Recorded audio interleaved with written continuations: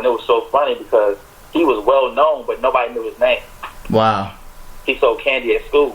They called him the candy. It was like, I said, does anybody know this guy's name? They were like, no. Like the whole crowd, no. Like 250 kids. Wow. And one girl was like, no, that's Candyman. I was like, yeah, I know Candyman, man. He sells the candy, but I had no clue who his name is.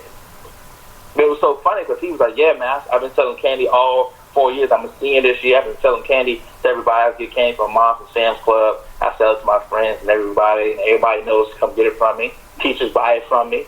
You know, I got a book bag full right now. You want some? And it was just so funny to hear it. Yeah.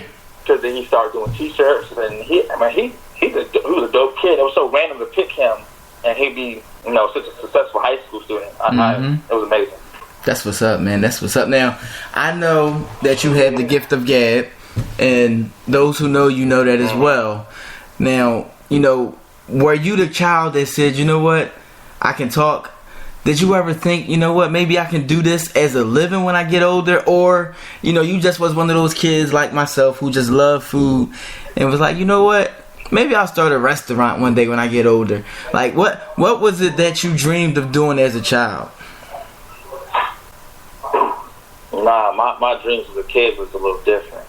Like, I had this vision when I was traveling. My mom was driving down the street. I remember, like, we had just moved, like, away from the family a little bit. Like, when we lived in Virginia, everybody was kind of like right around the corner. Then everybody started to move out of the city of Hampton. So we moved like further with my grandparents. So I was like, Mom, I really want to get like this big old warehouse, and like everybody lived in this warehouse. Like all my aunts, uncles, and cousins, everybody, we all lived in like one big warehouse kind of thing. And that's what my vision was. I wanted to start a community like that where we can have like everything we needed right there, and everybody was together. So the idea of like community and family and that kind of aspect is near and dear to me. I'm not always too close to my family, but I treat everybody like family. Mm-hmm. So when I was a kid, I wanted to have a community. I wanted to build some type of structure where everybody could live and be cool amongst each other, and we live our own little lives of dopeness, you know. Yeah.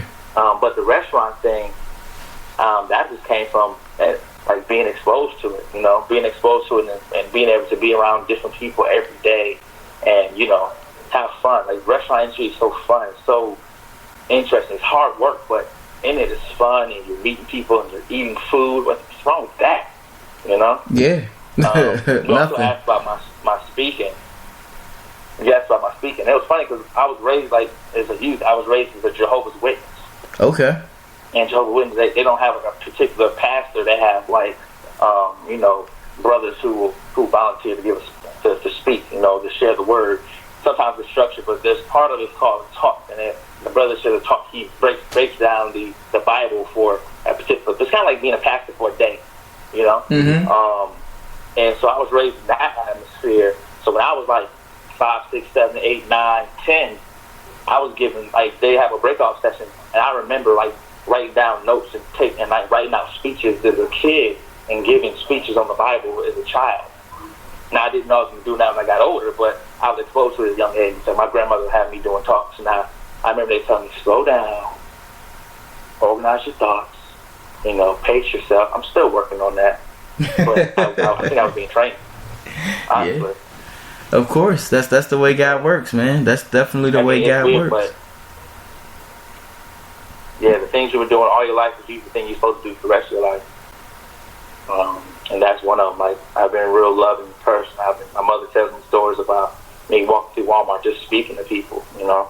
And I'm still that person. I walk through Walmart. By the time I leave, I know like at least 5 people's names, and I'm getting waves as I leave. Like, I don't know. I've always been this person. So that's a beautiful thing, man. That is definitely a beautiful thing. Now, you know, with you being in the restaurant industry, you know, was that something you went to school for, or did it just happen just because, like you said, the people you were around, or did you get a little insight into it in school, or was it just strictly off of relationships and experiences? Nah. I say at the end of our morning call, I say I encourage everybody to talk to somebody new. Mm-hmm. I truly mean that. Like, I was working for a PR company when I was in college, my senior year in college. And we had an event on a rooftop of a restaurant in downtown Atlanta. And I came there, I had my suit on like I always wear for our event, and we were in this really nice restaurant. It was a 2-story restaurant that had a rooftop. And I was like, yo, I never been here before. Like, my school is right down the street. I could have walked here. Like, who owns this place? And the lady was like, oh, those 2 guys downstairs at the bar, 2 black guys. And I was like, oh, okay, cool. So I go downstairs. I'm like, hey, guys, how you doing? My name is Kelsey. I'm working with the public relations firm that's doing the event upstairs on your rooftop. And I just want to come meet you guys. What's your name? So they said, oh, Kevin and Randy. Oh, cool. I said, man, where you guys from? They said, oh, we went to school in Hampton. I was like, great, because I'm from Hampton. I didn't know that, but we had a connection off rip from that. So I started asking questions, yo, man, how long have you had this place? Oh, that's cool. Are y'all hiring? Like, how do I get, I really want to learn how y'all set this up, because this is the kind of vibe I get down with. And me asking questions, like, yeah. And so they brought me on to work at their restaurant. And from then, I was working at the restaurant. Then I moved up quickly, like from server to manager to bar manager to bar manager to assistant manager, to the point that they sold it to a guy, and they was like, yo, put him in place. So this guy knows everything about our restaurant. And so I went from running that restaurant to helping that other guy who bought it start a club and open up another club. He was like, yo, this one's yours. You do what you want to do with this one. So I had a club of my own in Atlanta, and then we had other lounges that I was managing, and it just grew from there. So it was just kind of exposure, but it was a vibe that I got down with that just fit my personality, honestly. So my schooling didn't really have anything to do with it. I wasn't in hospitality school or anything like that, but it just kind of, the experience of dealing with people comes naturally. The business side of it is what has been the uncomfortable part that I'm having to learn on the back end. Yeah, definitely. So what did you go to school for? So when I was in undergrad, I was in African American Studies and Sociology, which means I know black people and I can read people very well. That's funny. My mother asked me, like, what are you going to do with that? But now I always enlightened her that Michelle Obama had the same major and minor in her undergrad, and I usually shut her down real quick with that one. But I just recently graduated my MBA from Mercer with a Master in Business Administration focused on entrepreneurship and small business innovation. Congrats. I mean, I appreciate that, man. It don't really mean nothing. Like, school is great, and I encourage it definitely. But it's that ability to apply it that people struggle with, And I didn't go to school to get a piece of paper. I went to school to develop some skills and understand how to think on a different level. Like, it's cool to be able to learn from the street. I learned how to do restaurants from, like, actually putting my hands on it, but I also need to know the book smart behind it as well. So school is the book smart behind it, but you still gotta get out there and put your hands on it. That's why you see people changing their careers and things. So once they put their hands on their book smarts and what they are feeling don't line up and they don't like it. Yes, indeed. Now, with you said you moved from Virginia when you were younger. What was your environment like growing up? Was it like a nurturing environment, a entrepreneurial type environment, a traditional 9-to-5 work environment? Like, what kind of environment did you grow up in? Man, if I told you my environment, like, it's funny. Like, people are like, oh man, now I live in the hood. It was a struggle, man. My family was crazy. Nah, I didn't have none of that problem. It was weird. My family was very loving. It was almost like I was the golden child.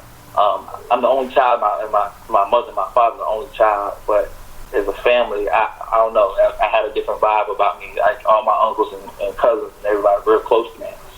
My mother, she worked for NASA. My aunt, she worked for NASA.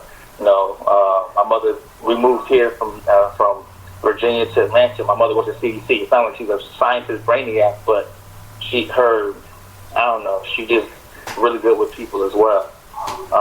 My father's in my life. My parents were married for almost 26 years. I don't know. I came from a good family, but when I asked questions about what was the neighborhood like for real? Like, I was a kid, so what I felt about the neighborhood was different than what really happened.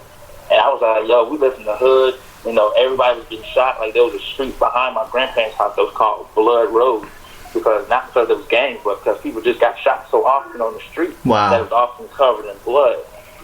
But I pride myself and my family. I give them much praise because I was a kid who walked those streets every day, going to the gas station, playing with my friends outside. The basketball court was down the block, and I knew nothing about this. I would say it sheltered me, but it kept me in a place of safety in my mind. So I didn't fear for my life, even though I was in hostile situation. They made it such a loving environment that we didn't really stress about things like that as a kid. So that's real. Oh no, my family was dope. That's dope, man. That's real dope. And you know, a lot of times I see in our society, you know, parents just share a little bit too much with our children, and you know, then it's just so much on social media, so much on the news. It's like you can't just feed constant negativity and expect your kids to not live in a mind full of negativity. So, you know, being in an environment, and you know how vital an environment is to your growth and to everything that is about you.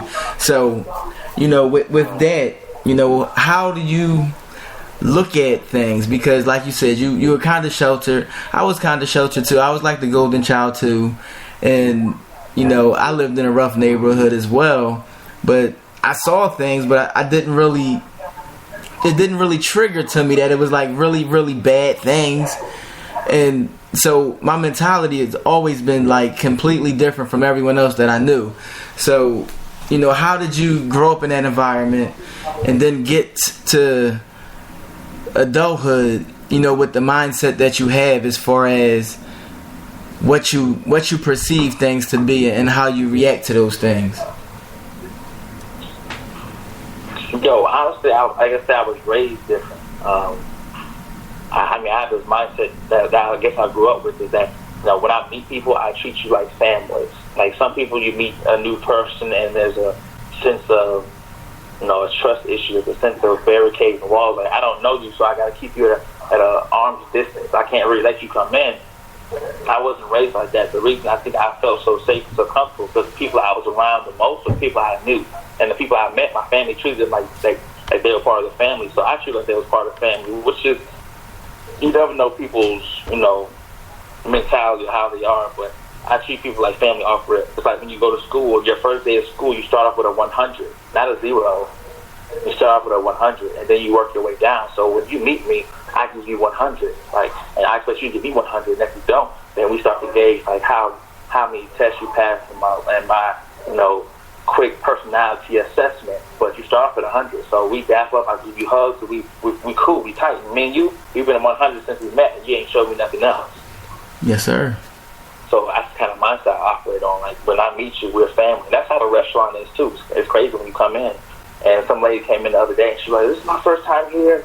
You know, we came in town to go to the aquarium. We're from Kentucky." I was like, "Oh, cool. Well, welcome." Gave her a big old hug. She gave me one right back, and I felt the love. And I was like, "Yo, I like her. She's cool." You know, and that's how I operate my life, and that hasn't failed me yet. That is amazing, man. That is definitely amazing. And you know, I'm pretty similar. I adapt, I guess you could say. You know, the first time I meet people, usually I'm reserved. I stay to myself. I have the filling out period because I grew up in a world of distrust. So that was always something that was hindering me in the back of my mind.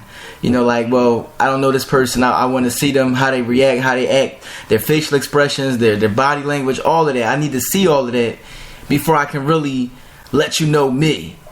But, you know, in some situations, like with you, with pretty much everybody, you know, my whole Atlanta family, it was never that need. It was like y'all was just real from the rip, and it's just been a family bond ever since. So, you know, when you have a different mindset and you look at things the way you look at things and you operate the way you operate, you know, you giving some real good gems on mindset that I hope people are paying attention and taking notes, because you dropping some knowledge on them, and it'll definitely benefit their life. So, you know, for somebody, I mean, like I said, how I was raised up is interesting.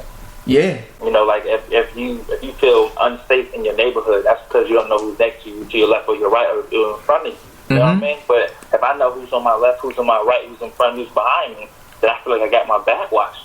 You know, so when I lived in the hood, supposedly, you know, I knew my neighbor to my right. We knew the neighbor to the left. I knew the kids who lived across the street and who lived behind me, not because I was nosy, but it wasn't a strategy. But if you know the people around you, you feel more comfortable.